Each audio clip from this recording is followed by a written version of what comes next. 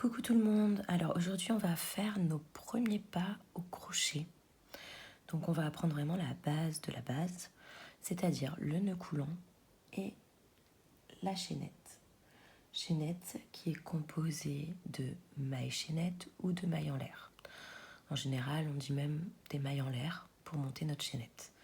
Mais vous pouvez trouver aussi la maille chaînette. Donc pour commencer, on va prendre, on a notre crochet. Et on va faire d'abord notre nœud coulant. Alors le nœud coulant, on n'a pas besoin du crochet pour la faire. Il y a plusieurs méthodes, moi je vous montre celle que j'utilise. Donc on va avoir notre fil qui part de la pelote à droite et le bout du fil à gauche. Donc on vient prendre avec la main droite le fil qui part de la pelote et on va venir faire une boucle par devant, comme ça. Donc le fil qui part de la pelote sera sur le dessus. Ensuite, toujours le même fil qui part de la pelote, je le fais passer dans ma boucle, par en dessous, et je viens le sortir par en haut, et je tire. Donc là, j'ai fait mon nœud coulant. Je vais le passer maintenant dans mon crochet. Donc je mets le crochet dans la boucle. Je prends toujours le fil qui part de la pelote et je viens tirer ce fil pour resserrer mon nœud coulant autour du crochet. Donc vous voyez maintenant, j'ai le nœud coulant qui est bien autour du crochet. On a fait notre départ.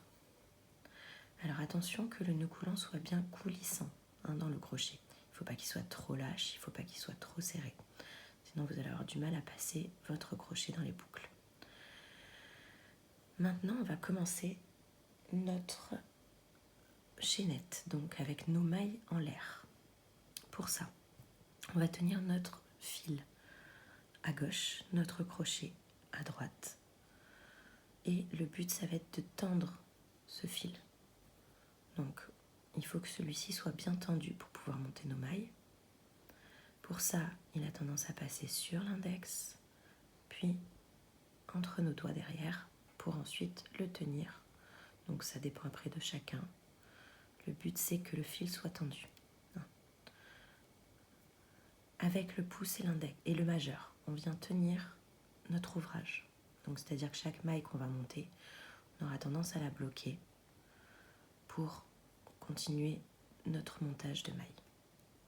Et avec l'index de droite, on a tendance aussi à tenir notre boucle dans le crochet pour éviter qu'elle ne se balade pendant qu'on travaille nos mailles.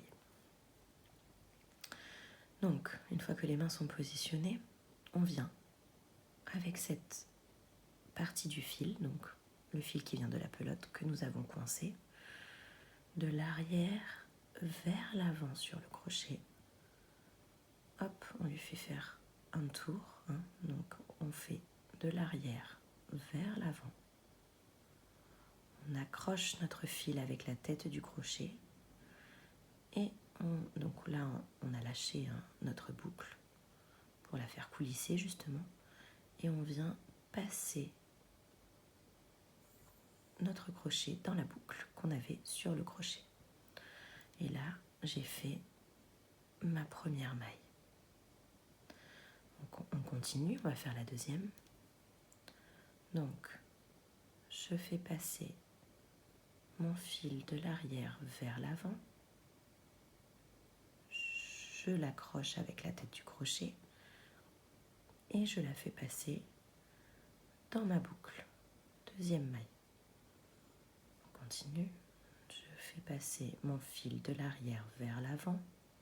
Je l'accroche et je le fais passer dans la boucle.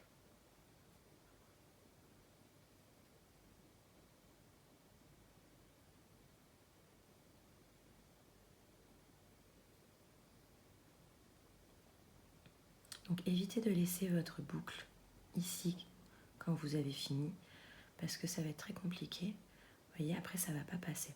Donc le but c'est vraiment hop, de le faire. Vous voyez, cette partie-là du crochet est plus grosse que la tête. Donc il faut vraiment qu'il soit à ce niveau-là pour avoir la largeur suffisante pour ensuite pouvoir glisser à l'intérieur. Sinon on va être bloqué. Si on le met là, on n'arrivera pas, c'est pas assez grand, on n'arrivera pas à passer, donc hop. Et voilà. Et je tiens toujours au fur et à mesure, vous voyez, mes mailles travaillées, donc en haut.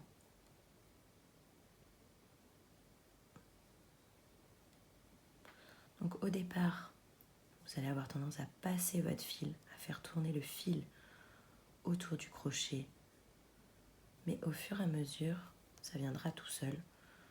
Ça va être le crochet qui va venir attraper votre fil. Et donc là, je suis en train de monter mes mailles en l'air pour ma chaînette de base.